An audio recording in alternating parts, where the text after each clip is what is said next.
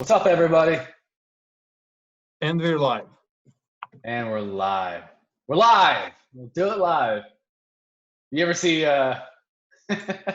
what's the guy from Fox? I forgot what his name is, but he says that he messes up one of his intros, and he's like, I'll write it, we'll do it live. And he gets real mad. I'll have to show you the video. But what's up, everybody? This is the 4th episode of Quarantiners with Darko, Cankerous, or Concatus. And what's the proper pronunciation? Actually. Concaras. Yes, Concaras. And Ben Patton. And welcome, everybody. We're glad to have you here. This is week 5, day number 32 of quarantine. Yeah. And can't believe it's been this long. What do you think, Darko? What's going on? I don't know. I am just hoping that it's not going to be much longer, but I don't know. Yeah. Latest things that I heard, it's going to go to the end of May at least. Wow. But yeah, we don't know. Hopefully, it at least it gets gradually easier. Like we relax some of the measures. Like once, things start to calm down. Like we need to be careful first, and we need to have a plan in place. Mm-hmm. I like some things that Cuomo guy said. I wish he was one of the candidates. Impressive, man. Yeah, he's definitely building for that 2024 election. But yeah, I think that he should have been even this election. I'm not impressed with Democrat choice. Yeah, I don't know. I saw some videos where he just looked weak. Like, dude, that's an interesting point that you make. That I think a lot of people couldn't don't remember get. things. So that was interesting. So, I feel like they were stronger. I don't know. I just looked back, and this is just I don't know, but from my I'm impressed with American history, and when you read about all those great presidents, like of course, Lincoln is at least to me the first one that comes to mind, and all the rest of them as well. They had when you compare it to the choices that we have right now, I'm not sure if they're the strongest choices. Yeah. But again, like when you, I guess it depends. Maybe it's just the generation that we're in. Like maybe it's just people need a different type of president than what we used to have. And also different countries need different, presidents. Like if you need to kind of see what kind of population do you have. And one thing that I've heard was that, for example, Russia, they're choosing Putin, and like he has like something crazy, like 70% approval, something like that. Wow. But they like to have someone strong because the country is like that. Like people respond better to like strong men.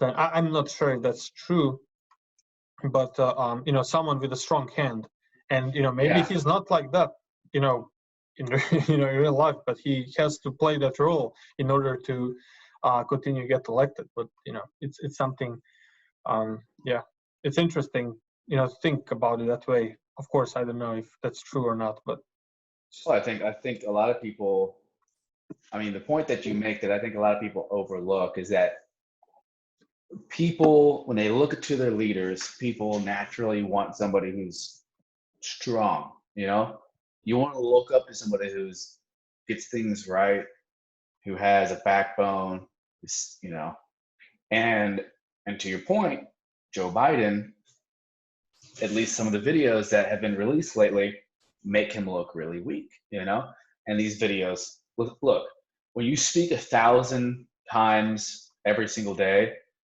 for 40 days, if I was going to do that, there's going to be moments where I'm going to say something stupid. I'm going to talk about my hairy legs, and I'm going to talk about dumb things, but then there's another point where it's like you see these videos and you're just like, okay, this is a little bit out there, man. Like the dots, his neurons aren't connecting as quickly as they should be. At least that's what it looks like. So people see that, they're like, okay, he's weak, and everybody's like, all right, well, Trump doesn't come off that way, so he must be strong, and we want somebody strong because we need somebody who's going to lead this country and not be pushed around. And so I think that's where people see Cuomo and they're like, oh, he comes off strong and articulate, and he's got a sense of humor, Yeah. And so people like that a lot more so than Biden, which is such a horrible. Yeah. I don't know what the Democrats were thinking when they made him the guy. He's not a good choice. No, I mean it's definitely interesting. It's yeah. I mean, I guess we're gonna have also people like that guy Jared Kushner and those type of people lead our nation. I've seen that show Dirty Money, and it just seems there was an episode on him specifically and his I saw family. that one. I haven't watched it yet. Is it good? You won't spoil it for me because the wife probably won't watch it with me. That's an episode I like, but she won't watch it. She doesn't like that episode? No, anything that gets a little bit too involved. She likes The Voice, and she likes Casa de Papel. But when it comes to like politics and kind of like topics that are kind of controversial and heavy, she's like, nah, I don't want to think about it. So I watch it because I love that kind of stuff. But I'm interested to. I saw the one on Trump, which after we watched that, and she watched that one, but after we watched that one, she goes, I don't know if I like Trump anymore. I was like, you can't be a billionaire and a nice guy. It's really hard to do, in my opinion. Bill Gates. If people knew who Bill Gates was when he ran Microsoft versus how he's trying to portray himself nowadays, Bill Gates is cutthroat, man. Yeah. Like, have you seen the video of him in court, like at Congress, when they're trying to talk to him about Microsoft's monopoly and his attitude during all of it? Bill Gates is like, whatever. I own the world. What are you gonna do? Like you gotta be cutthroat to be a billionaire. Steve Jobs. Yeah. I heard a quote recently. It was like, do you want a nice guy or do you want an iPhone? You can't have both. Yeah. Yeah, I heard a quote recently about about Steve Jobs too. It said I'm like Steve Jobs, and then this guy said oh, so you're good at yelling at your employees. Dude, it's true, man. Because he wasn't really like Wozniak was the guy that was really the geek. He was the genius. The genius, and like he was able to develop all those things. But yeah, this guy just had that what did they call it? The reality bending field or something like that, where people around him, he would request these things that seem impossible, and just make them happen. But so there's something. Go ahead. I was gonna say, because a lot of people want to hate the guy, right? Like, the one thing that I think I agree with, right, when it comes to being an asshole at work, like, you don't get amazing products by being a nice guy. You just don't. People are inherently, to a degree, slightly lazy if they don't have ownership in whatever they're making, to a degree, right? To a certain degree. If I own a company, I'm gonna work my butt off. But if I don't own a company, there's a little bit of me that isn't stressed out, isn't worried, and knows somebody else is gonna take care of it. So when you're the boss and you're like, hey guys, we're gonna create something nobody's ever created, you can't be nice. You have to be like, hey, I'm going to fire you if you don't do what I want you to do. And then the stress and the pressure of that force people to stay up 5 more hours, work weekends, put pressure on them, and from that pressure, a spark comes from it, creativity comes from it, and if you want to see what I'm talking about, just think back to the Egyptians and the pyramids. Think back to any amazing work of art, right? There's always some, especially back in the days, like you're never going to get a St. Peter's Basilica. Like it's St. Peter's Basilica is mind blowing, but the pyramids are mind blowing. You know, you have to push people to get the full potential from them. So to a degree, if you're okay with looking like a butthole, you know, and really driving, and maybe my philosophy is a little different, but I know myself, and I've worked in both professions where I've had a nice boss and I've had a mean boss. I learned way more from working with the mean boss than I ever did with the nice boss.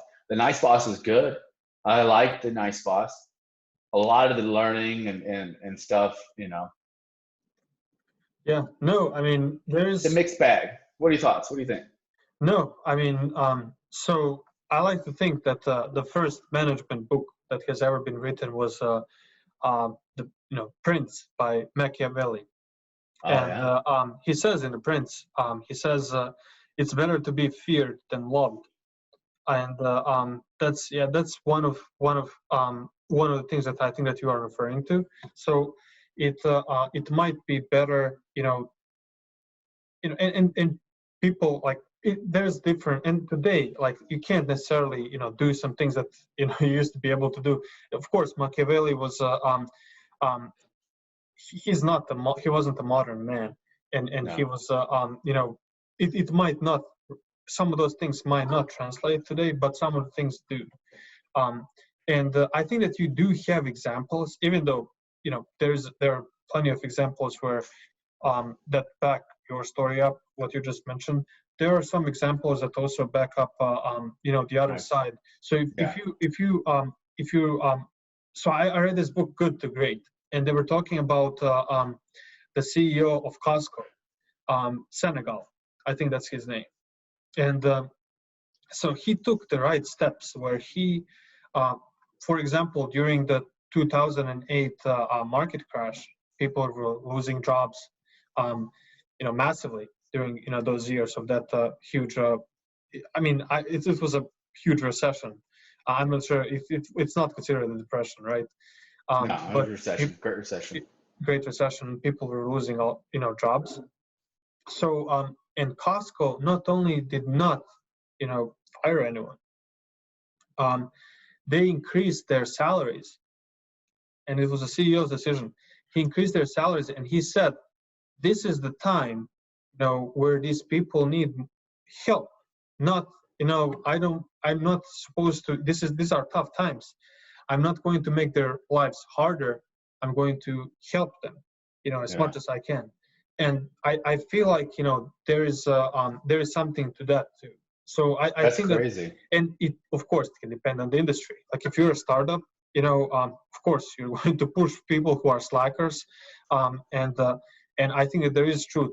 If it's not something that you own, you may not feel passionate enough about it. You may be there just for a salary. You may be one of those hamsters that's just laying down there, in a corner and just eating and laying down and just waiting for that paycheck to come in every 2 weeks. But you know, I think that different people need different types of management, and That's a good point. also That's a really and good point. also, I think that those same people need different type of management during certain times. Like maybe you need to have a tyrant, during some times when everything is falling apart. Like for example, if there is a fire drill, what are you going to do? I'm not going to listen to a Democrat that's going to ask like, okay, what should we do now? Let's gather around and see what our decisions are. I'm going to listen to someone that's going to tell me what to do in order to get out of that building so that I can save my life. Yeah. And but those are all things that it's hard to tell. But obviously, some of those guys were very successful.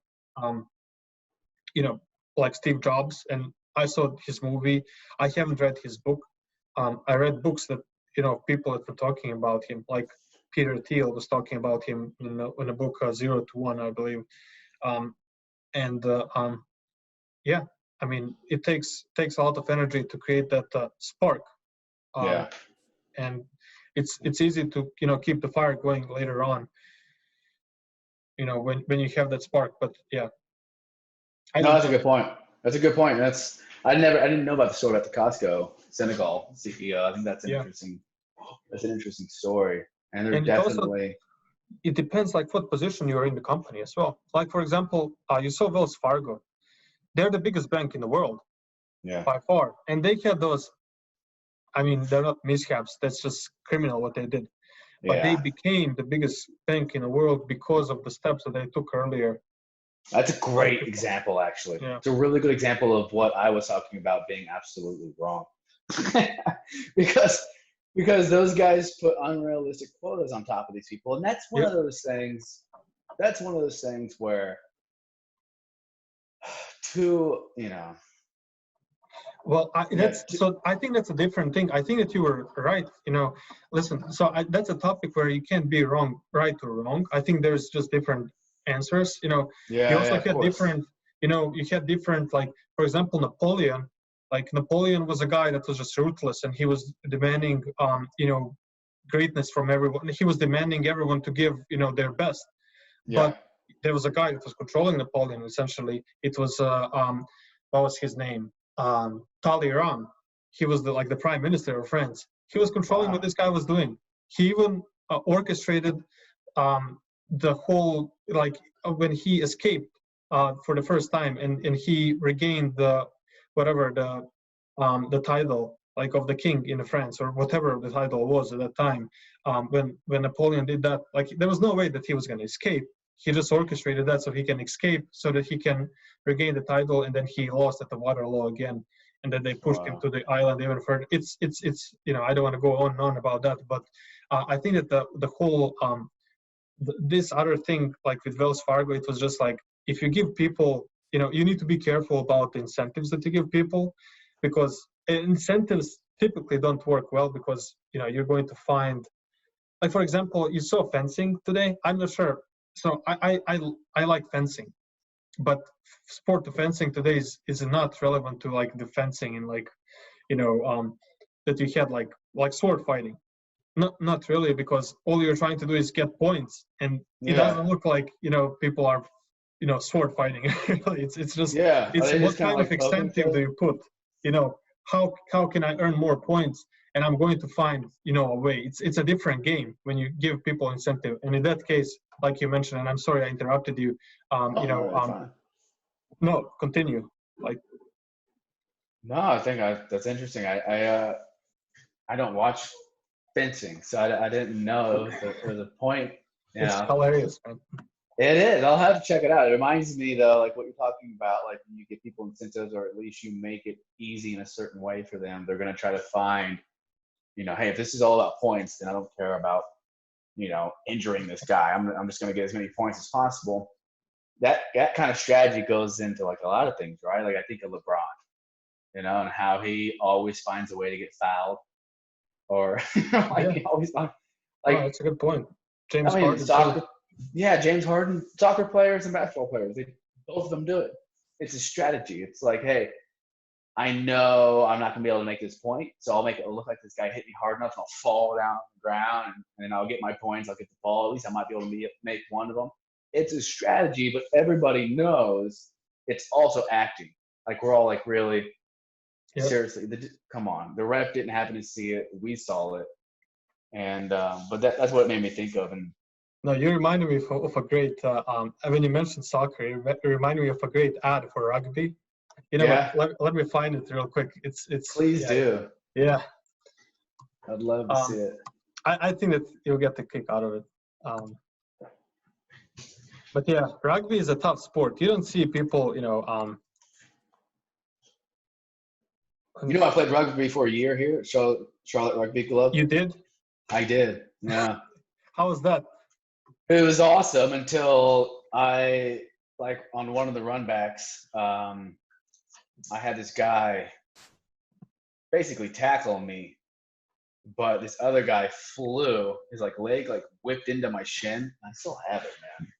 Dude, this dude put a hole in my shin with his freaking cleat.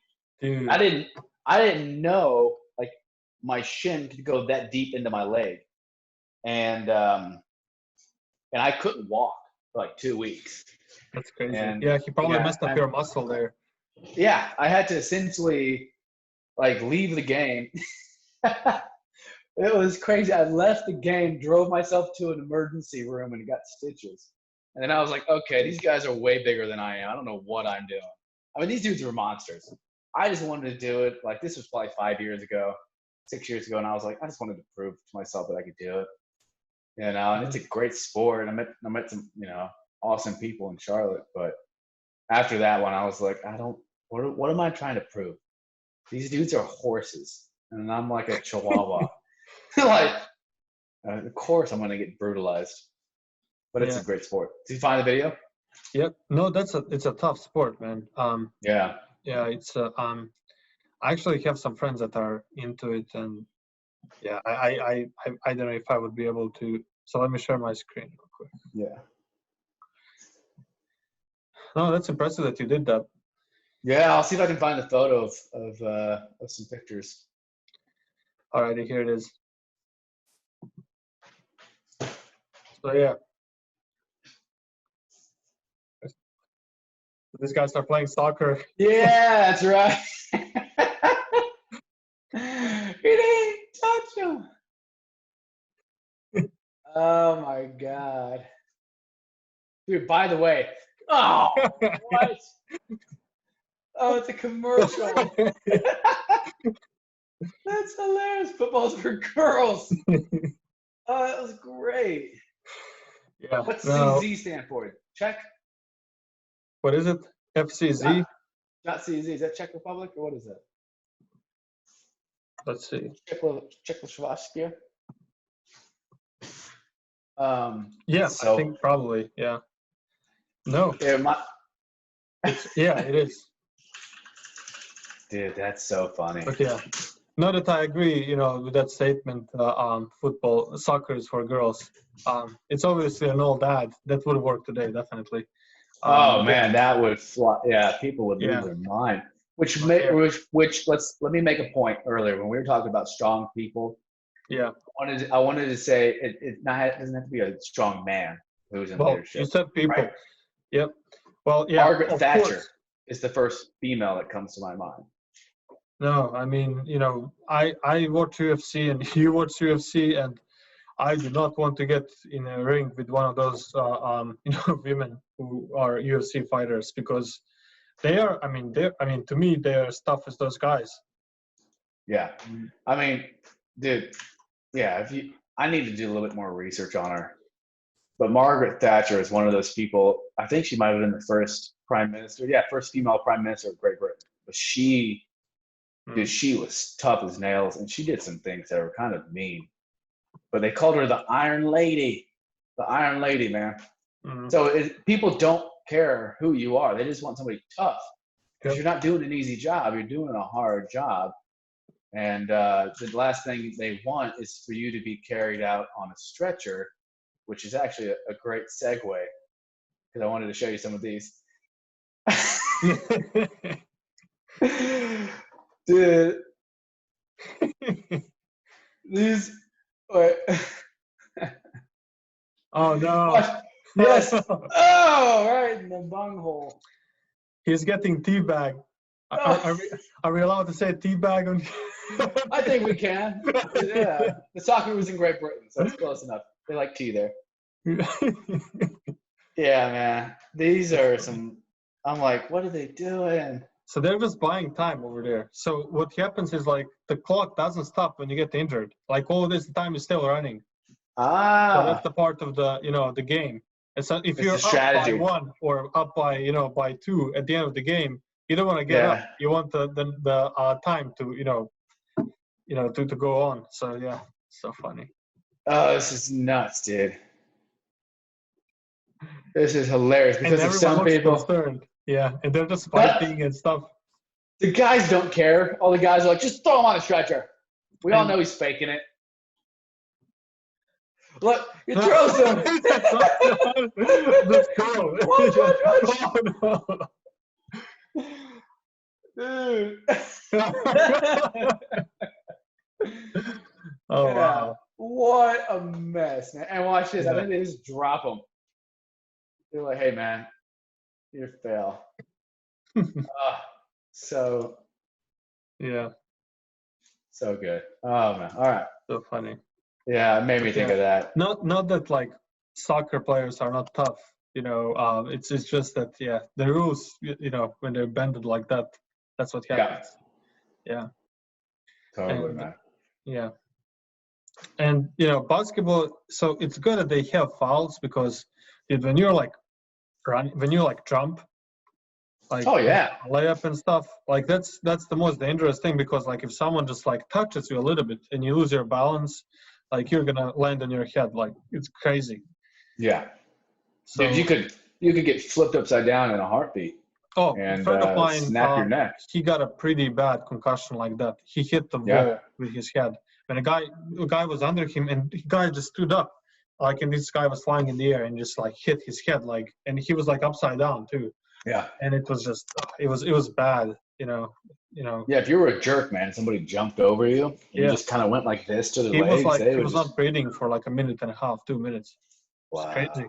Like it's did not Yeah, want you ever to. see that clip? You ever seen that clip where that basketball player gets mad at the ref and hits him and completely shatters the ref's jaw and knocks the guy out, knocks Yeah, him unconscious for like a week? yeah. I think I saw that big guy like hit him. Yeah, Yeah, big that brown was, dude. yeah, Yeah, this little short, little probably Italian ref. yeah. Yeah. Oh, it was madness, man. It's basketball's no joke though. Basketball's a very tough sport. Yeah, It's tough. but it's not UFC fighting. There's one thing that they use like boxers and like UFC fighters. They say like basketball players play basketball, soccer players play soccer, but boxers don't play. Boxers Yeah. box. Yeah. They have Exactly. It's not a they have game. that saying. And no, it's Everybody else has got a game. Even though football is probably one of those sports, because now that all the armor, not the armor, basically armor, right? All the protective equipment, shoulder pads, knee pads, and hip pads and helmets, you're basically becoming impenetrable with pain. So you have these players, the fastest men in the US, if not the world, running dead sprint at you, full speed, 250-pound lineman or 250-pound linebacker. And you get hit by that, dude, you might as well get hit by a car.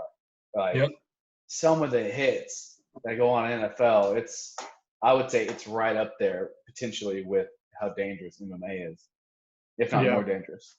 No, I mean it's crazy. But MMA is. By the way, so if the Tyson Fury and Deontay Wilder fight 3 happens, who do you got? Tyson, man. You can't beat technical skills. Yeah. Deontay's got to get lucky. He's got freak power, and he's got an arm that is essentially a slingshot. Yeah. And if it just whips around and hits him, he Yeah. can get him. He's got a lot of people that way. Yeah. He got him in the very first fight. The eraser.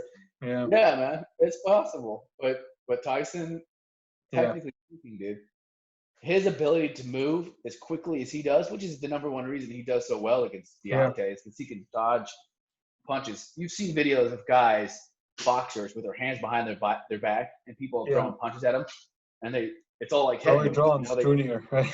Oh, dude, it's all. Tyson's amazing at that. So it's like even if you throw all your hardest punches, Tyson knows where they're coming from, and he knows how to evade them. So I'm going with him. Yeah.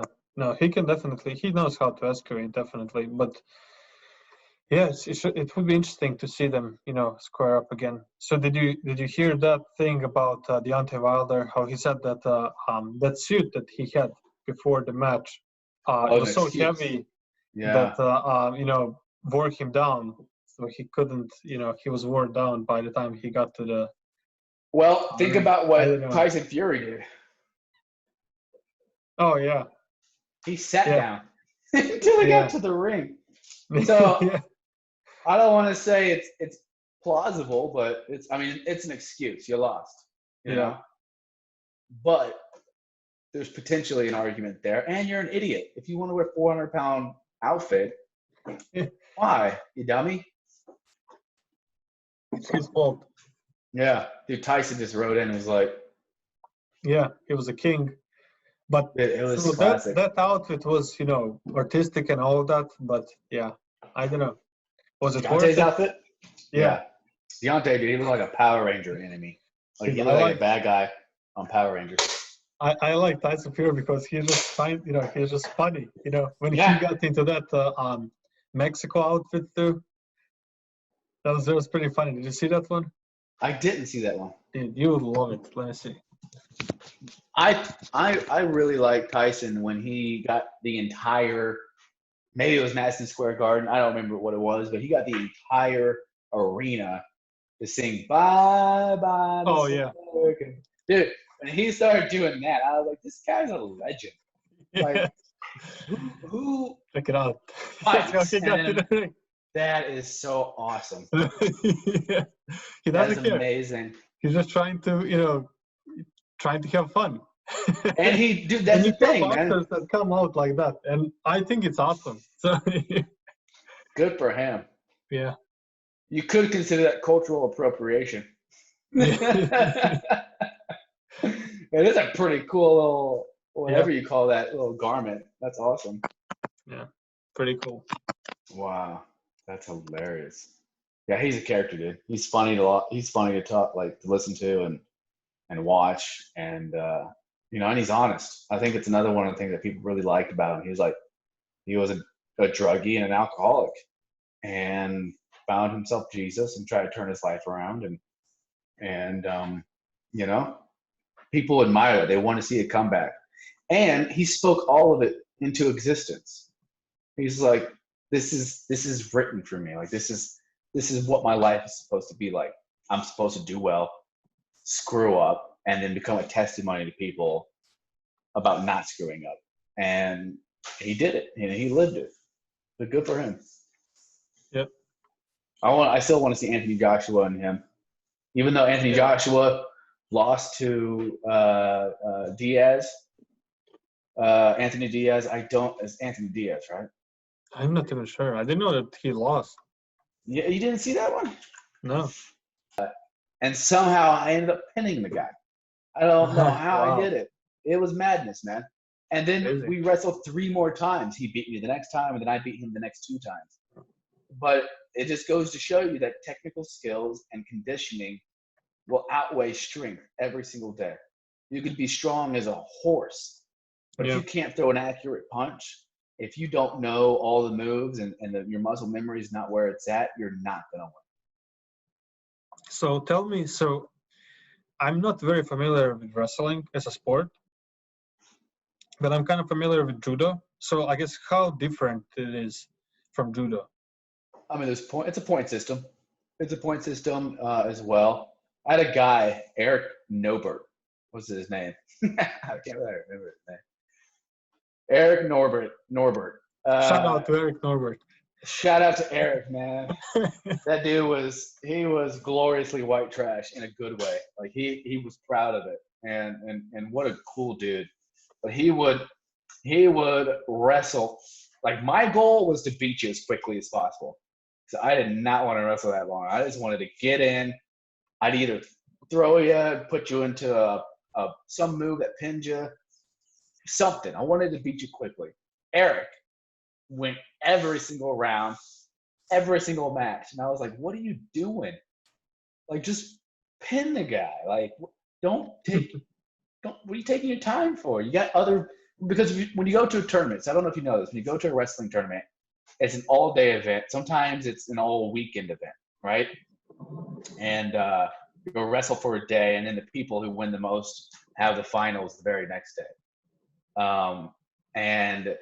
But for the most part, it was one long day, and you'd have maybe 3 to 5 different wrestling matches that you would wrestle. And you would basically round robin all the way to the top. And if you ended up winning, you'd win the trophy for that tournament. And so in my head, I'm like, I got 3 more matches. Like, I don't want to take my time because it's going to exhaust me. I want to get in, give as much as I can, as quick as I can, pin them, be out, replenish my system, eat some carbs, drink some Gatorade, relax for a little bit, listen to some System of a Down, and then get back in, to the next match. And so there's a strategy there, right? But as far as the point system, there were points for takedowns, there were points for reversals, there were points for getting up. So there's 3 matches. There's 3 rounds, and each round is like 2 minutes long, which doesn't seem that long. But dude, it's exhausting. Yeah. it's ridiculous. So in the second and third round, right? The first round, both guys start wrestling, right? And then the second and third round, one of the guys, you either get a green ribbon or a red ribbon, and they go on your ankle, and that's how the referee knows who to give you points. And if I take you down and I have a red bracelet on my ankle or a red anklet, then the ref would raise his hand. He'd have a red bracelet. He'd say 2 points with red. And the people keeping score would be like 2 points red, and they would keep the points. So if you take the guy down, you get 2 points, I believe. If they were to do a reversal, I think it's like 1 point, and if they get up, it's 1 point. I think it's been so long. But so there's the point system, and then the first round you stand up, both of you are standing. And in the second round, one person is on all fours. You're on your knees, you're on your hands, right? And the other person comes up, and you grabs the elbow, because the other person's like this, right? That person comes in, grabs the elbow, and then the arm goes around that person like that. Yeah. And then the ref goes like this and starts. And you gotta somehow figure out. There's a lot of tricks, right? One of them is like you sprawl his arm out, and you go like this to the guy, and it basically flattens him out. And once you flattens him out, you kind of get on top of him, and you start working your submission, you start working your moves. Interesting. Yeah. Is that a Greek style or? No, Greco-Roman is what you're thinking about. Greco-Roman is a completely. There's really 3. God, I kind of miss talking about this, man. It's been so long. No.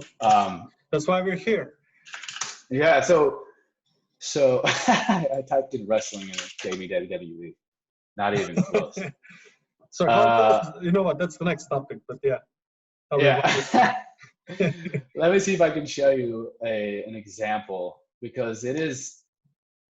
I never knew how much I'd like this sport until my dad convinced me to do it. And yeah, here. Oh my God, man, this is bringing some memories back. All right, we're gonna dive deep. Hold on, here we go. Good. This is interesting. All right, so I don't know if you see this. So here's a 2019 NCAA Division I Wrestling Championship. Division I is the highest division you get. It's like people from Iowa do. Iowa wrestlers are always freaking good. But your whole goal is here's all the people wrestling, right? Oh yeah, and you have the wrestlebacks, losers, and they can come back and get 5th and 7th place. All right, so whoever wins this match, 23-11, 23-13. So you got to see their record, right? Hey, this is so fun, man. So whoever would win this would wrestle, and this is 33-32. 32 possibly would go and wrestle number 1. Number 1 would win. Number 1 would win. Number 1 would win. Number 1 might win, and then it's champion, right? So Thursday night, Friday night, and Saturday. So it would go 3 nights at times. Yeah, it'd be a 3-night thing. And it was such a fun time. I wish I had better memories of it. Let's see if I can find an example of what it looks like to start in the second round, because that's a real big, it's a difference. It's completely different than, yeah, so you had the headgear, you had the singlet, you had the knee pads. Dude, when you get in college, the guys are they're monsters, man. They are absolute monsters. Let's see.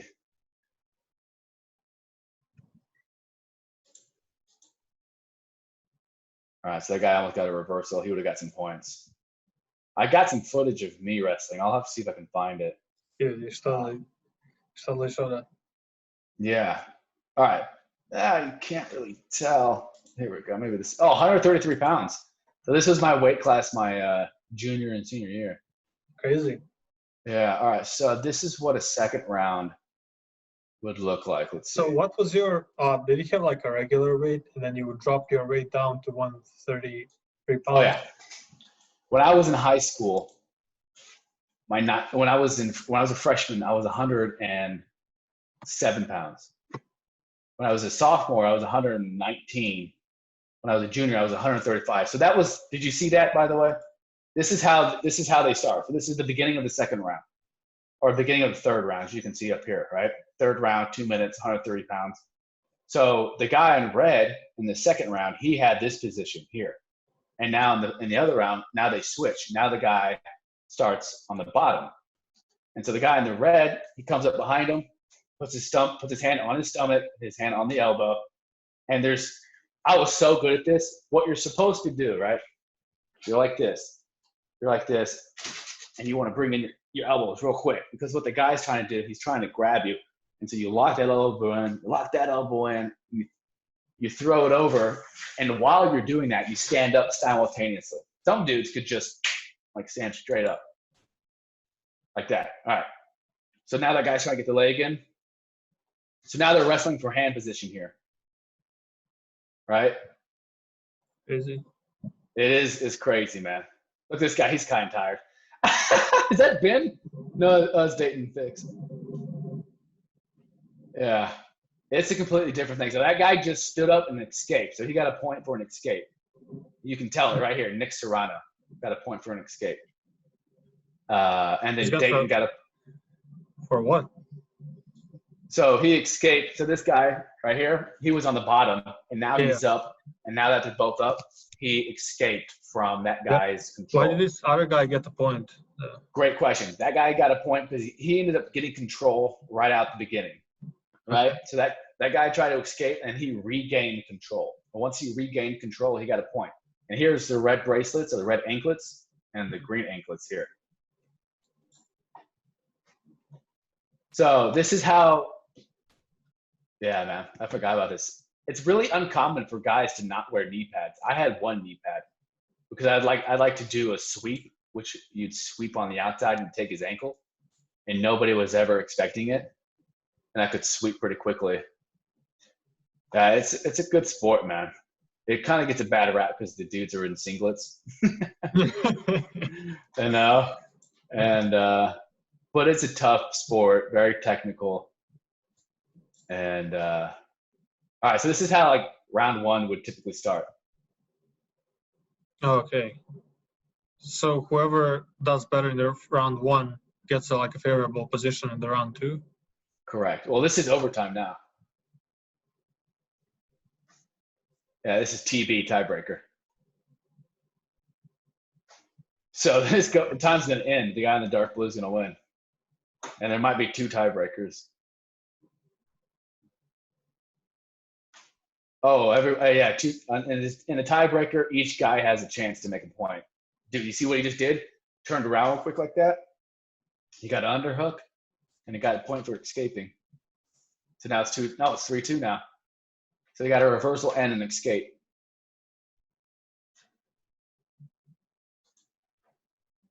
Yeah, man. It's an intense sport. Man. Yeah. So when I was talking about that downward position, that was essentially it. Interesting. Yeah, I had no idea. I knew about judo. So I met and so actually my dad was a director of a judo championship, first for under 16 and then the judo championship in Europe. Wow. And one of the competitors was the champion of every country has its own kind of champion in some weight division. And the guy that we had, Srđan Mrvaljević, he won a silver medal in a world championship. And but it's such an interesting sport because I feel like it's the points are definitely counted differently. But I feel like you have a lot of those different I guess martial arts where they don't really help you. They help I'm sure they help, but if you watch UFC, like wrestling, knowing wrestling and judo, it helps you a lot, and jiu-jitsu, of course. But if you like I don't know, that's what I heard from like some experts. They say like if you're like a black belt in karate, it's not going to necessarily help you as much as it would help you if you were a judo, or if you were if you were a jiu-jitsu black belt. So it's interesting, when they talk about that. But yeah. I mean, the whole sport's interesting. The ability to, most guys I would imagine who get into mixed martial arts, MMA. I would imagine most of the guys, or at least a small majority, like 60%, probably started their career off as a wrestler in high school and college. Got excited about it, got passionate about it, and then MMA kicked off, and they got into that, because there are certain disciplines that if you know those disciplines, you're going to have a slightly higher, you're going to have an edge on all the competition. Judo being one of them, wrestling being the other. Because your body weight, right? Like that time when we were all wrestling, and I told you to stand up on your tippy toes, and you had Brian, or I think it was, on the ground. Yeah. We do jiu-jitsu sometimes, so that's what they were. Yeah, exactly. Yeah. No, I mean, I have no idea. Like we do jiu-jitsu sometimes, just just to try it out, because we got kind of into the UFC and the whole thing. But yeah, it's interesting, especially. I mean, you do have still like guys that are like kickboxers, like Miracle Crow Cup was one of them who awesome. learned. Yeah, who learned, but he had that. Those kicks are just brutal, because what he does is like, I feel like he extends, like other guys, like the leg kind of goes like this, so you see it coming, but his leg is like this, and then last second he like kicks you. It's crazy. And he had that liver kick, which was just nasty, that left liver kick, and then he had that head kick. And he could also kick with the right, I think. Like it was like right kick, hospital, left kick, cemetery, something like that. Yeah. Oh my God. Yeah, he's insane, man. Look at that. That's crazy. Yeah. I think that's Emelianenko's brother, right there. Is it really? Wait, no, the other guy. Oh, dude. Oh, yeah, that's. Dude, Emelianenko and Crow Cop, two probably my favorite fighters, next to Ken Shamrock, man. And then there's what's his name? Something White. Bobby White. Oh, you see that?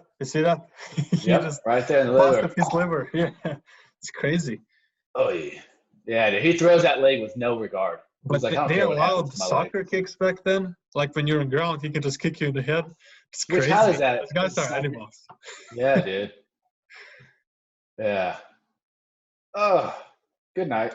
Yeah, what ended up happening is like later on in his career, he kept getting knocked out with his own kicks.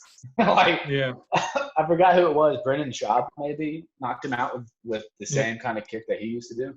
Yep. I think he became more of a. He fought last year, right? Yeah, probably. I think so. Yeah, but then he decided. But no, it's interesting because he's. No, it's interesting. Yeah. Dude, what a tough sport, man. Could you imagine fighting right now? No. Yeah. No. I'll stick to basketball. Playing it sometimes, but yeah. Yeah. Yeah. It's one of those things that I feel like once you're done with like competitive sport, like once you're out of it, unless you're a professional athlete, I just try to keep it at the level of I don't try to be exactly recreation. Yeah. I feel like professional sport shortens your life while recreational sport is supposed to prolong your life. So I'm not going to push myself like I used to push myself. Like when I was playing basketball, I used to push myself a lot, but I'm not going to do the same thing right now. I want to make sure that my body stays as long as possible. But I also see benefits from pushing myself a while back because, I don't know how I'm, the weight that I am and how I don't have 300 pounds, but I think it's because of that, because I do eat a lot. You do like bread. That's what always blew my mind. Every time I'm coming over, like, hey, I made some bread. And I was like, how are you not fat? Like Yeah, if I had ice a cream loaf too, of man. bread, Ice cream, man. Ice cream because so in Europe we eat ice cream only during summer. yeah. We can only buy ice cream during summer. And here you can buy it throughout the year. And Mm-hmm. yeah, I would eat ice cream every night during winter. So that's how it works. So your ice cream. My wife and I were talking about this, like cakes, cookies, and ice cream. Like, how do you stack those up? Like, It what's the depends on the favorite? day. It depends on Does the it? day. For me, it's probably cookies, ice cream, cake.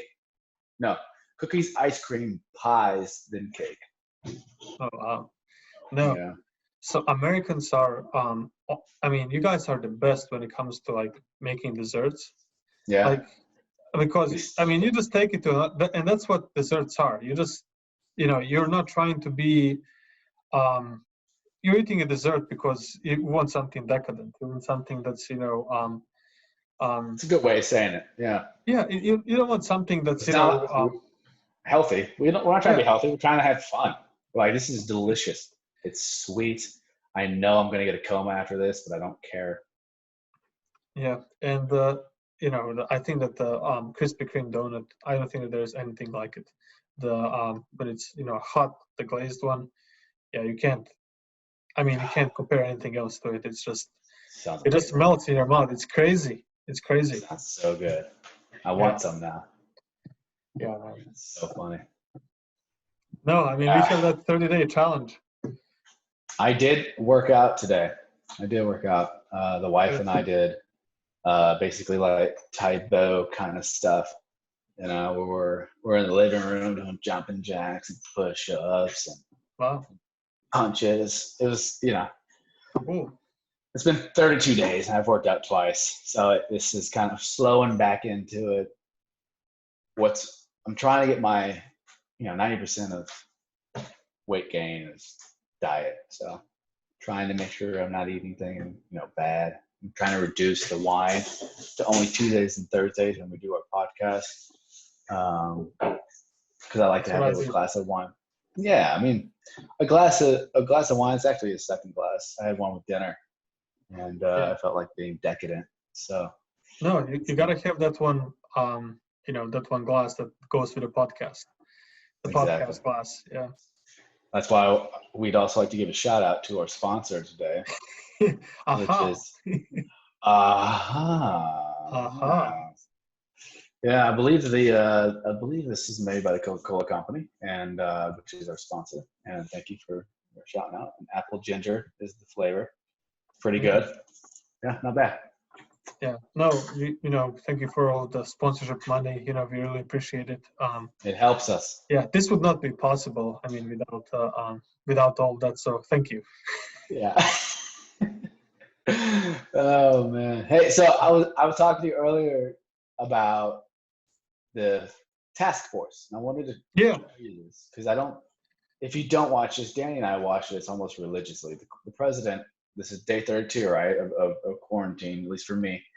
And the president every night does something called task force.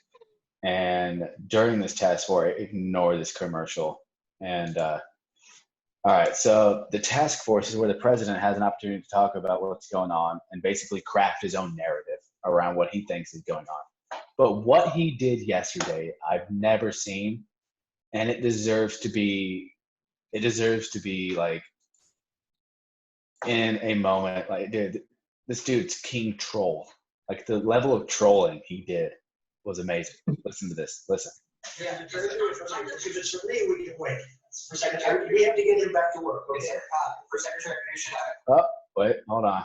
Let me make sure. I actually did this right. Hold on here. Oh man, I hope this is it. Is this it? Hold on, I'll find it in a second. It's so funny, dude. I can't believe he did this. It was. Here it is. All right. Is that for the Secretary of the Treasury? If it's for me, we can wait. For Secretary, we have to get him back to work. Okay? For Secretary of Nation, I have a question from one of my colleagues who's not able to be in the room. They're curious about the SBA. Dude, they might have cut it out. Casinos from getting some of this relief. Is that something that you're taking a look at? Is there going to be a They cut out the change? footage. This is nuts. Are you kidding me? Oh, that is blasphemous. That's how epic what happened last night was. Oh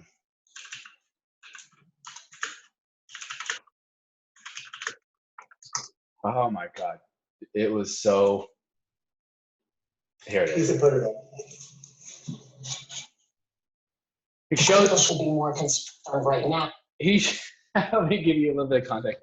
He shows a video of the media and what they've been saying versus what they're really like. They'll say one thing and then they'll lie about it that very same night. So Trump's like, all right, I'll just show you a video of what you've said. You can put it up. People should be more concerned right now with the flu in this country. A lot of people are concerned about the coronavirus because they're hearing a lot of news about it right now. But the reality is, comparing it to the flu, for example, it's not even close to being at that stage. What if it is worse? Is this a moment where maybe countries put politics aside, a little bit of pride aside, and do we have U.S. officials, should U.S. professionals such as yourself get involved? How worried should Americans be about coronavirus? Coronavirus is not going to cause a major issue in the United States.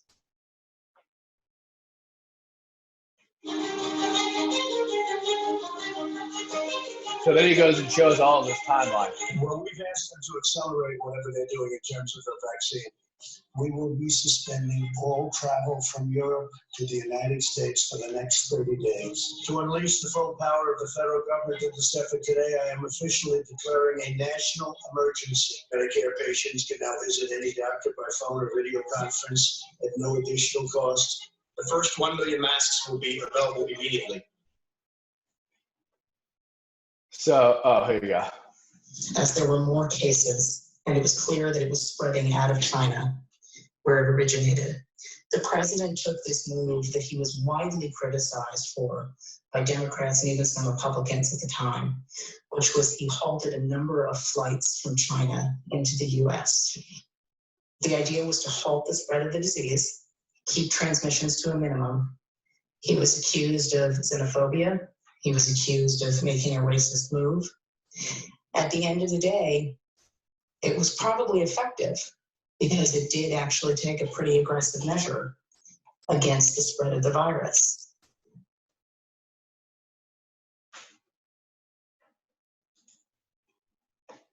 His team is on it. They've been responsive.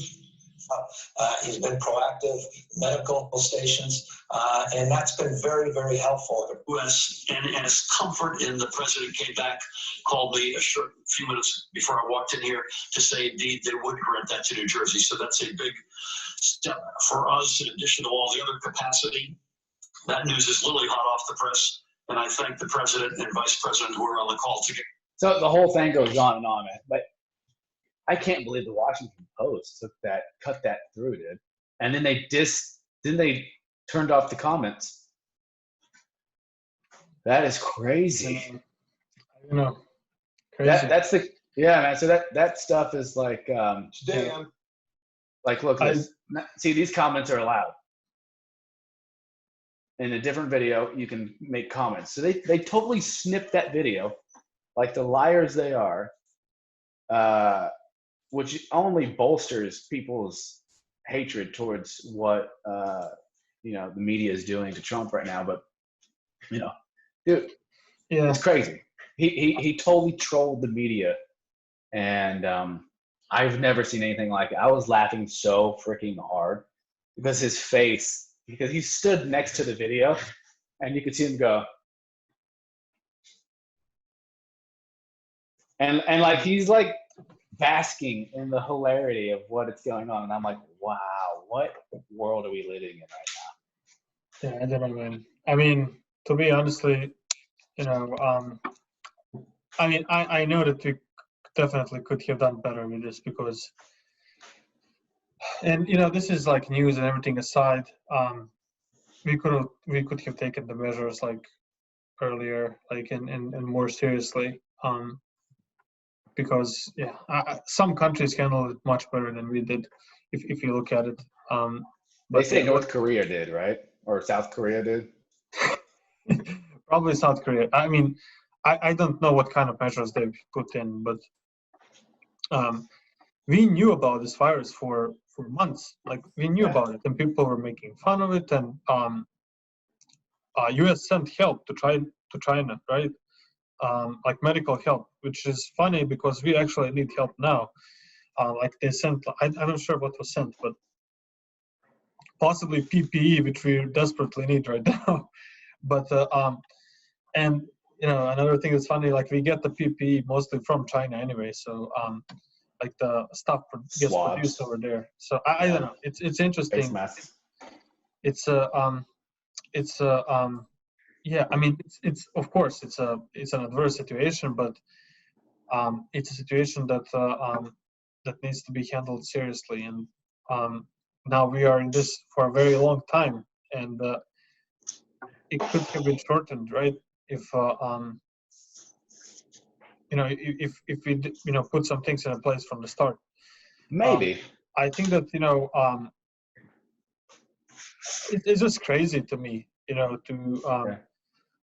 have a president that gets so much crap on internet. Like, I mean, it's just crazy to me because he gets clowned on internet a lot, and it's well, it there's a certain doesn't level of make you feel presidential. good, about I don't know. Like I wonder what other countries think about Trump as a president of the United States. Do they think that that he's this, that he's a clown, or do they think that maybe he's, a strong president that's trying to do the best for the United States, or, maybe he just has like some personal interest in this whole thing, and he's trying to push that, or maybe everything. I don't know. I mean, there's a lot of stuff going on about him, and I honestly, like, I never like cared as much about, first, I can't vote because I'm not a citizen of the United States. So I didn't really like put as much thought into the whole election thing, even though everyone was talking about it. I just never. I didn't vote. Like I couldn't vote. How do you vote between Hillary and Trump at the time? Yeah. Well, you had Gary Johnson. I was like, I'm out. Like, I don't this know. Gary Johnson guy, seems normal, and then he started talking. Like there was that question, "Can you tell us more about Aleppo?" And I don't know. he was like, "Aleppo, Yeah. what is that?" Yeah, that's sunk him. But it's just it's funny. Yeah. Yeah. I think there's a move towards nationalism. I think people in our country, to a degree, have felt like they've been taken advantage of it and pooped on, and people want to feel like proud of the country they live in, right? Now, some people don't feel proud right now because they don't like Trump and they don't associate themselves with Trump and they don't like the way he behaves and talks. And that makes them not proud of the country. But there's other people who hear Trump say things. Again, he's just a cheerleader, right? He's not really. That's the thing. Like when he gets up and he has a speech, he didn't write that speech. Somebody else wrote it for him. Like, you think he's sitting there writing speeches? Probably not. There's speech writers in the White House. Google it. So there's something else. There's a greater picture going on. However, I do think he's making decisions and doing things still. I mean, right? He is the president. He has that ability. But I can see it on both sides. I can make an argument on both sides. South Korea, if I remember, they're communist, as is China. And so I feel like if they want to do whatever they want to do, they can do it because it's one person making a decision, going to do it, right? Our country is a republic. We have to take in consideration parties and people's opinions and governors and all this stuff before we make a decision. And shutting down an entire country is it's never been done before, ever. It's and we've had H1N1, Zika, Ebola, SARS, MERS, all coronaviruses, all with their issues, all respiratory lung diseases, right? This is not the first time we've seen this, which is why people were very flippant about this. We're like, whatever. It'll be all right. We'll live. 19,000 people died under Obama, and nobody did a thing. Nobody took precautions. Not that I remember. And and then this one shows up, and it starts murdering people at a greater rate. And we're like, okay. I mean, it's a big deal, dude. It's a big deal to shut down an entire country's economy, because what it does is it turns your republic essentially into a dictatorship. Yeah. Well, like when the president says you have to stay at home and you're not sick, you are now under a dictatorship. And so it's really, in our country, it doesn't fly. I think that it's really the way that you look at it. I don't know. And 100%. so I we are late. sides. We are late. We were late because, stay home, whole hashtag stay home and all that stuff. I saw I saw people in Montenegro having, how they switch, when Notre Dame burned and people would post like when there were just terroristic attacks, they changed their Facebook profile photo to, pray for They're friends. standing in front of it, yeah. Well, they had the same profile photos like, stay home. Yeah. And America didn't even consider lockdown at that point. It was like, I think it wasn't even a March. And Montenegro, small country of Montenegro, had those things up already, and these guys still, there was no, they were just making fun of the whole thing. So I feel like, we were late, and there has to be, Wait, who responded? What was the country you just listed? Montenegro responded. Oh, okay, yeah. So, and it's a small, and so they saw what happened to Italy, though. So, they were like, okay, we can't afford this to happen here, because it will just ruin our health system and then everything else. And it's already ruining the economy because, but I feel like, I don't know. I mean, what do I know? I can just talk about this stuff. But I feel like neither one of us knows the truth. I think we can both admit that. It's not ultimately government's decision, because we can all make decisions for ourselves, and that's society that we live in. We are free, but we need to make these decisions. We need to think and say, listen, we have to stay home. This is good for us, and we don't want to kill other people. You're essentially killing other people if you go outside and give them this disease. That's there is no cure. There's no relevant research done on it. We don't know how to treat it. We just people use respirators and stuff. There's a lot of people dying. People are getting infected really fast, and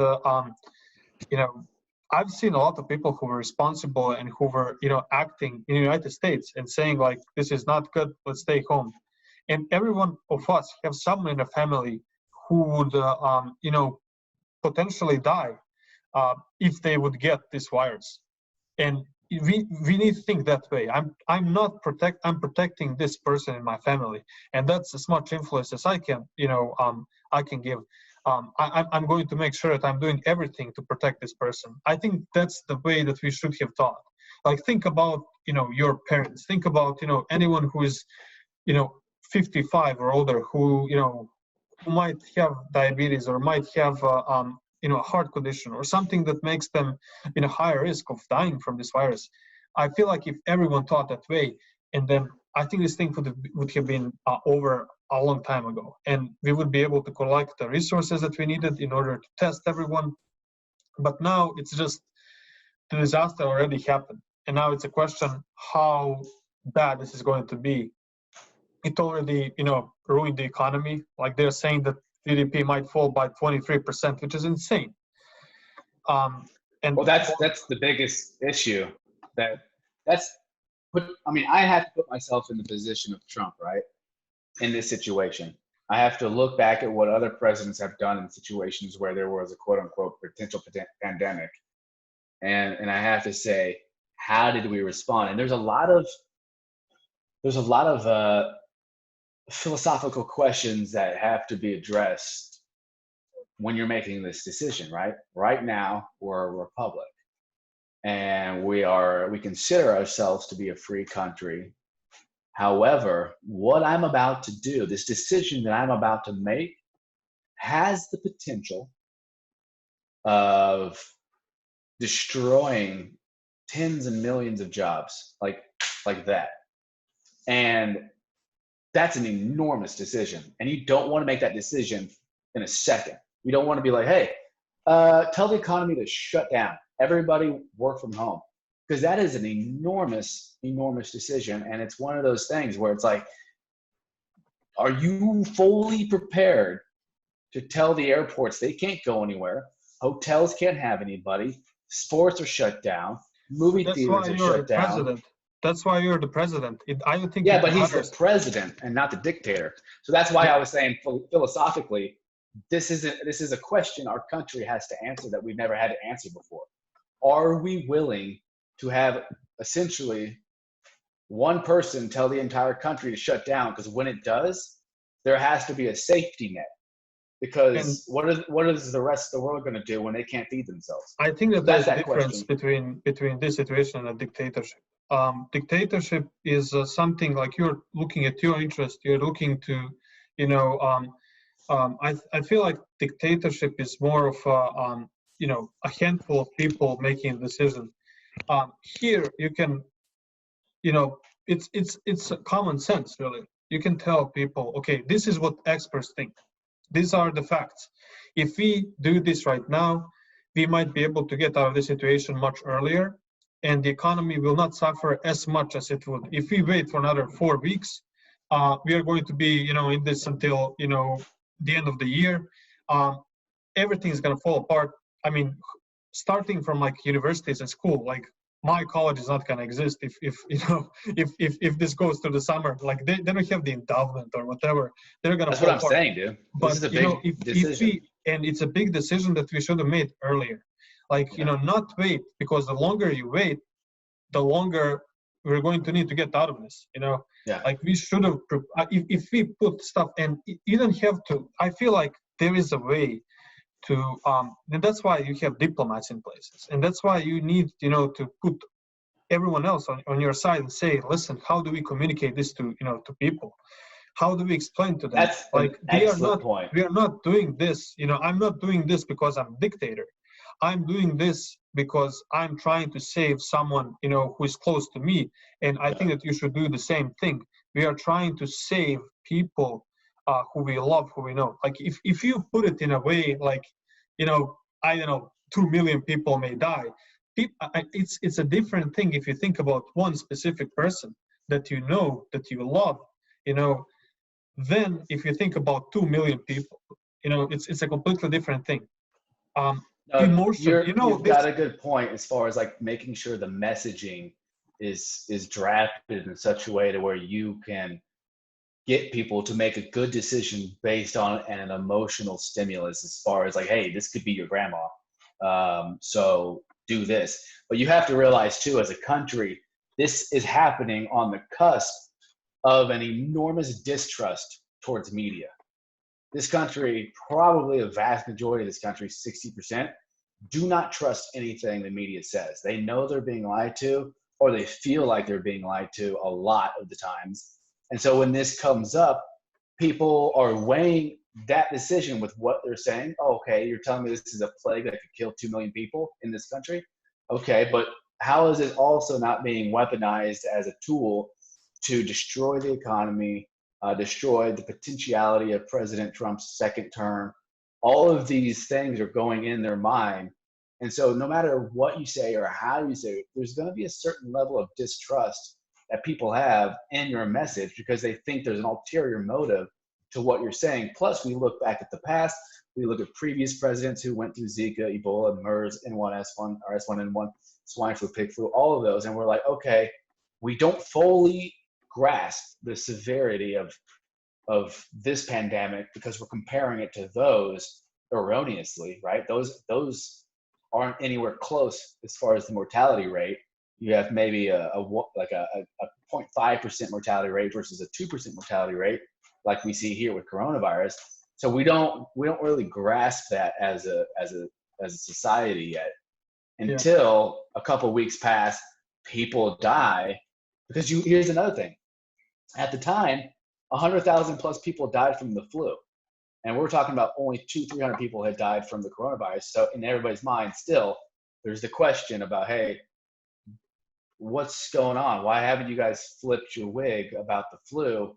Literally 100,000 people have died, and only 500 people have died from the coronavirus. So there's all these questions that are going on. It is not black and white by any stretch of the imagination.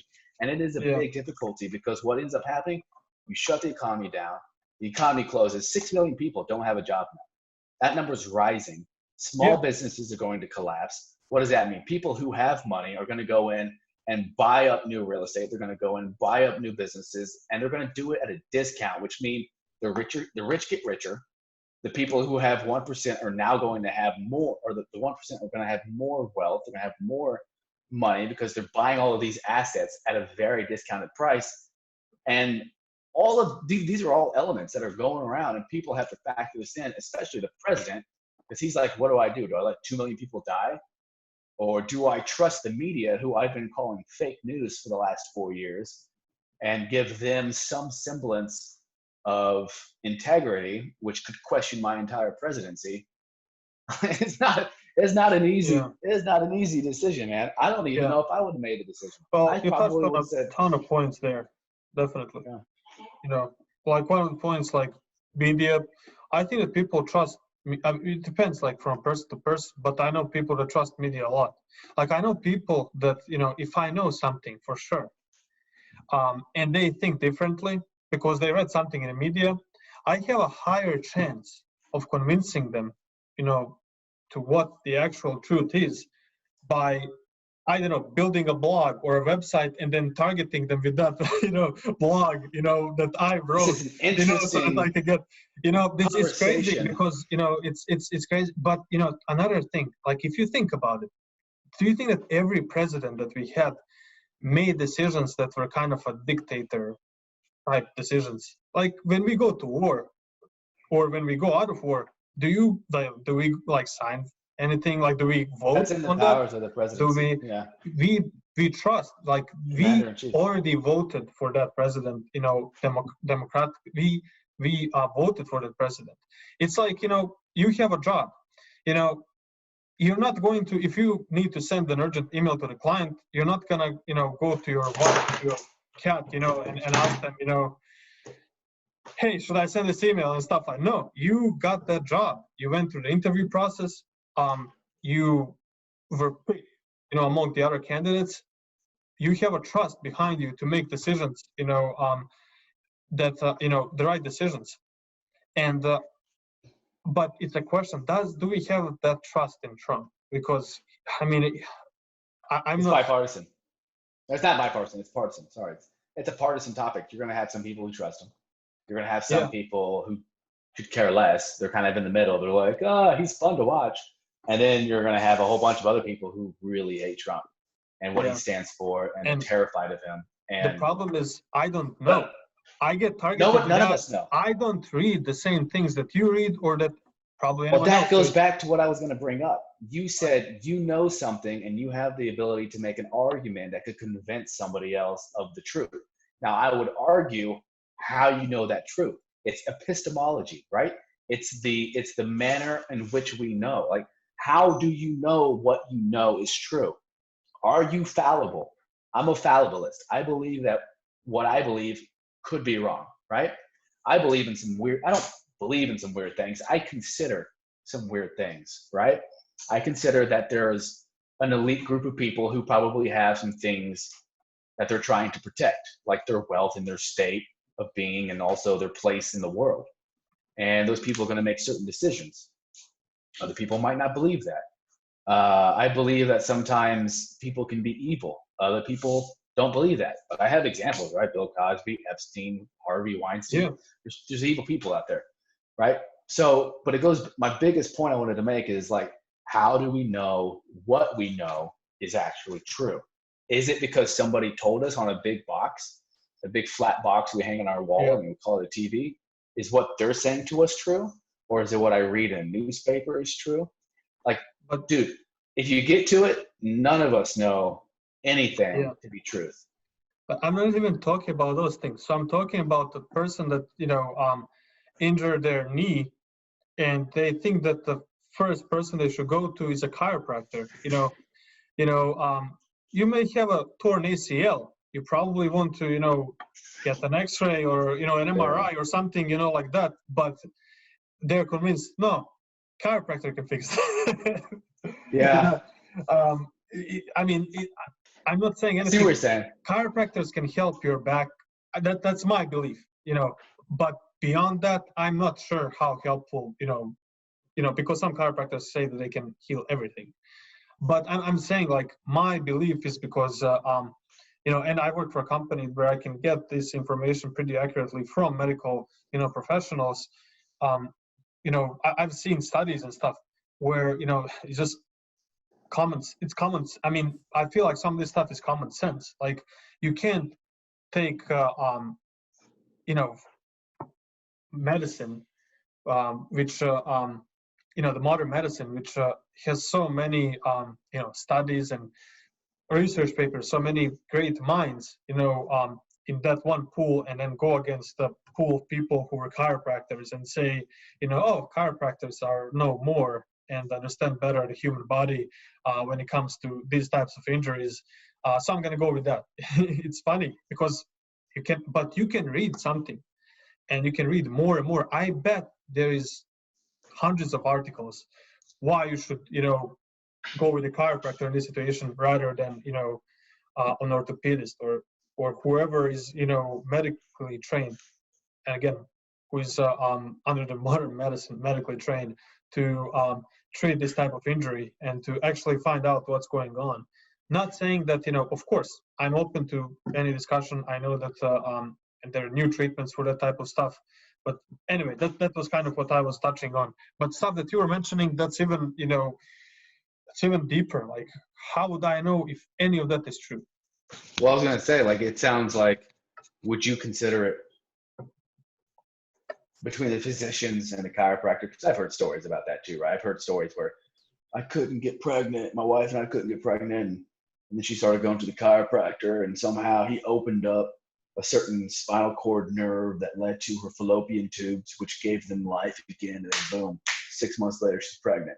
I've heard stories like that. I know there's probably people who have heard stories like that, and that anecdote that they've heard has given them more confidence to go forward with a chiropractor than a physician. So I hear what you're saying, and I understand there's probably people like that. And then going online and reading those different articles, I would probably say, in a roundabout way, even as innocuous as it seems, there is a warfare of information going on, right? Yeah. Which is kind of a great segue into what I was going to touch on just briefly. Because I don't know most of the things I think I know, right? Like how do I know how many people died of coronavirus? Well, I go to a website and it says deaths, and then I look at it and it says 26,047. And then I go down and there's a few resources, and I click on one of the resources. It takes me to dohwa.gov. And then that says that, what is DOH? It's the Washington State Department of Health. Like, I can go through the channels and try to figure out how they got to that number. But then the other question I have to ask is, like, have they changed how they're actually labeling coronavirus, like diagnosing coronavirus? And that's one of those questions that I think a lot of people don't consider. I'll briefly touch on this, right? So the CDC released something called the Guidance on Certifying Deaths Due to Coronavirus, right? We're in at this moment, the flu season. It's coming to a close. But we were in the flu season when this was kind of all going on. So in this guidance from the CDC, it says, in cases where there is not a definite diagnosis of COVID-19, but it's suspected or likely or compelling within reason, go ahead and accept that it was COVID-19 on the death certificate. Make it probable or presumed. So what if they died from being old and suffering from pneumonia? What if they died from being old, having the flu? What if they died from anything? But they could have had a temperature. They could have had something to do with that.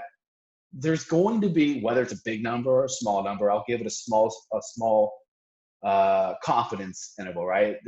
Let's just say the number would have been this, but then you factor in some of the gray, and now the number's like that, right? So I'm going on a big circular here, but my point is you have a whole bunch of information out there, and how you know that information is true is really, you don't know it to be true without actually being there and writing everything down yourself. So what we think we know is not necessarily with 100% certainty infallible. There is a level of fallibility to what we know. And we should all understand that and argue any point or any belief that we have with the humility of knowing, hey, I could be wrong here. And I like to argue, and I might come off like I'm talking confidently about things, but I'll admit 100% that I could be wrong. But to the point that we were talking about earlier, about how people use information to persuade people, right? This was released by the Army. When was this? Here's the original one. So 1979, right? And this is a snippet from that article. And this talks about the motion picture as a weapon of psychological warfare, right? We're kind of talking about psychological warfare because in a sense, we're talking about informational warfare, and we're talking about persuading people of facts that we want them to believe are actually facts. Hey, I tell you, Trump is an asshole. He's a clown. That's the fact. I'm trying to persuade you of it. And then you have another person over here saying, hey, Trump's trying to destroy all the pedophile rings that are going on in Hollywood and Washington, D.C., and that's a fact. Which is true? I don't know, but they're both fascinating. I'm going to listen to both of them. But in this document, it talks about how you can exploit the potentialities of motion picture, which is TV, as a weapon of psychological warfare for the United States. The motion picture is one of the most powerful propaganda weapons at the disposal of the United States. It can serve many diversified functions. Motion pictures are an unparalleled instructional medium. They can present new facts, which is what they do, concerning important problems in which people are ignorant, on which they ought to be informed. They can clarify complicated problems on which people are confused. Motion pictures are potent forces in attitude formation, so they can change your attitude. They can shift your moral, your basis of action. So the Army goes in talking about the power of TV and how it can persuade people, right? And how it can be used in war, and how it can be used in domestic propaganda.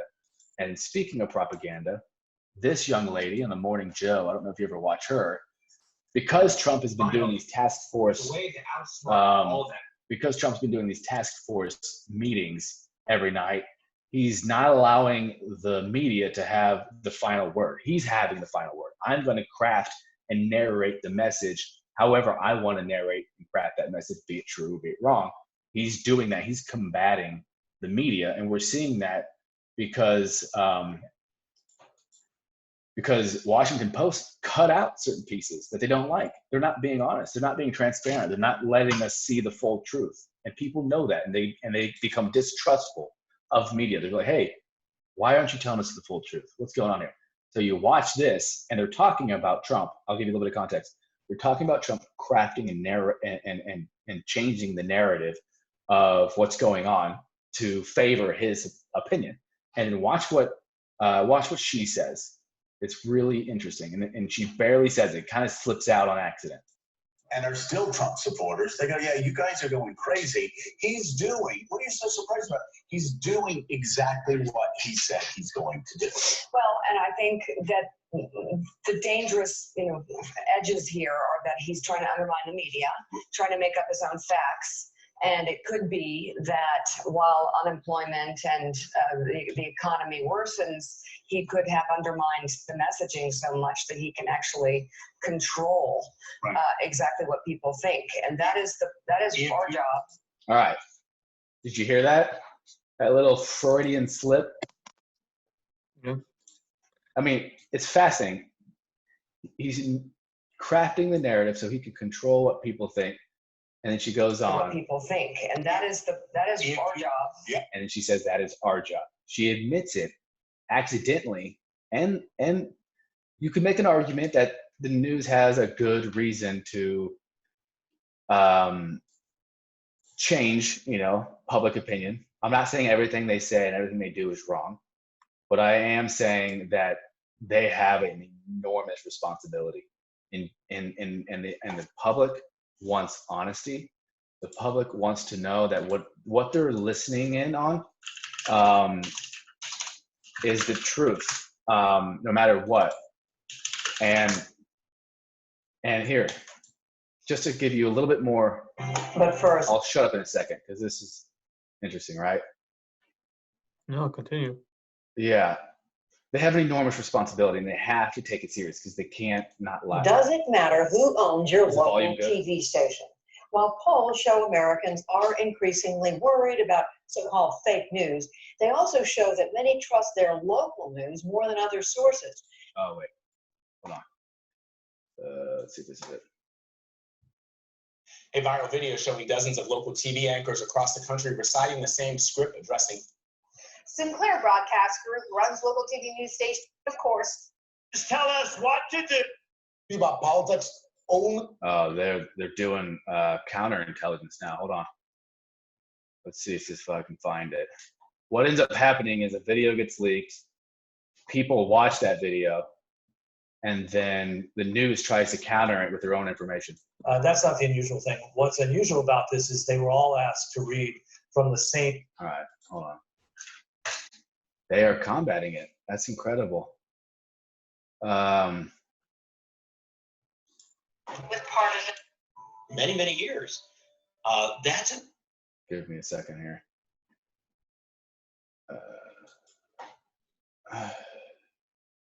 Let's see.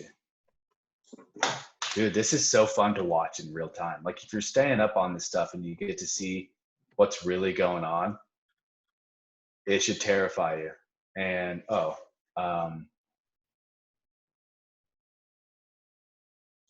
see if they do this here.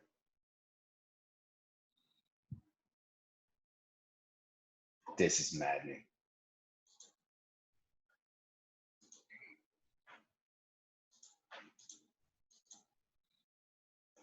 All right, I'll see if I can find the clip here in a second.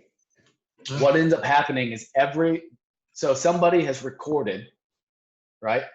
Every single news channel in every city, state, country, and they've recorded them. And there's moments where they all say the same thing, the exact same thing, word for word for word. And so people are seeing this and they're like, okay, they're mass brainwashing the entire country to kind of buy into whatever they're trying to persuade these people. And this has been out for like 2-3 years. And so they're just now catching onto it because apparently somebody leaked some information, but I kept some old links that I might be able to find. I don't know if you can see this or not. Let's see. But my point is the news has an enormous responsibility and they need to take it seriously because people, oh, here we go. I don't think I can see your I can't see your screen. Oh, there we go. Oh, see? Dude, this is so terrifying. A child's happiness is priceless, especially on a birthday. A child's happiness is priceless, especially on a birthday. A child's happiness is priceless, especially on a birthday. A child's happiness is priceless, especially on a birthday. Well, child's happiness is priceless, right? Especially when you got a birthday. A child's happiness is priceless, especially on a birthday. A child's happiness is priceless, especially on a birthday. A child's happiness is priceless, especially on their birthday. A child's happiness is priceless, especially on a birthday. This is priceless, especially on a birthday. You like that? step this year. Economic factors may take some spring out of the Easter Bunny step this year. Economic factors may take some spring out of the Easter Bunny step this year. Economic factors may take some spring out of the Easter Bunny step this year. Economic factors may take some spring out of the Easter Bunny step. I could go on, man. I could go on, and we'll put the link in the video for those who are watching. The news is used as a weapon to change people's minds, to shift their opinions, to mold their morals to whatever they want them to be. And so I knew of that video 3 years ago. All right. The news is just now catching wind that other people know about this video. So now they're doing like what is it called? Shit's hit the fan, and they're trying to clean up the fan before anybody sees the shit. It's like, oh God, oh no, don't look at this, please. We need you to believe us. We need you to trust in us. And you've lost our trust. Like we want to trust in you. But we've seen you lie to us a couple times. And so that's why the fake news thing got President Trump elected, because people were like, yeah, you're right. They have been lying. I've seen videos of it. And that was kind of a segue from what we were talking about, chiropractors and physicians and people writing about articles, trying to convince somebody of something else. And it's all it is, right? I'm trying to convince you. Remember in college when you used to write persuasive essays? It's essentially a persuasive essay challenge. Who can write the most persuasive essay in video format, written format, whatever, to try to convince you that what I'm telling is the truth. And and it has enormous implications. There is a lot to the rhetoric of the whole thing. You can have the ideas, and you may be right, about stuff that you represent, but if you don't have the right rhetoric to present yourself, if you can't make that into words that can stand behind the case that you are presenting, people are just gonna bury you. You won't even have a chance. So that's a very good point. No. Yeah. I don't know what the truth is, man. I just know that there's enough doubt in people's minds that we're a little nervous, and in all actuality, it's been a long time, dude, since we've had a world war. It's been a long time since our country.